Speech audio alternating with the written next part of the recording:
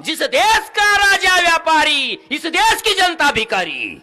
भाइयों बहनों, कपास को भाव होना कि नहीं, गन्ने को भाव होना कि नाही 2 गुना।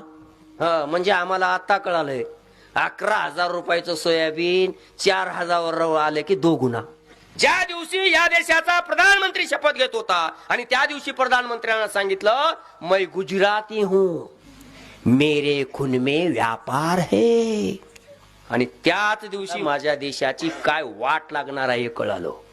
कारण कौटिल्याचं अर्थशास्त्र सांगत होतं, जिस देश का राजा व्यापारी, इस देश की जनता भिखारी।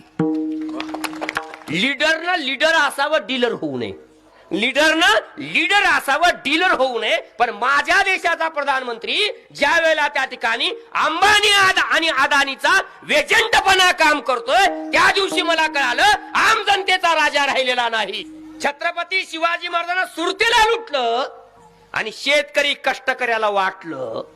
इतिहासाचं चक्र उलटा फिरतंय। शेतकऱ्याला लुटलं आणि अदानीला वाटलं, अदानी नावाचा माणूस आम्हाला माहित नव्हता।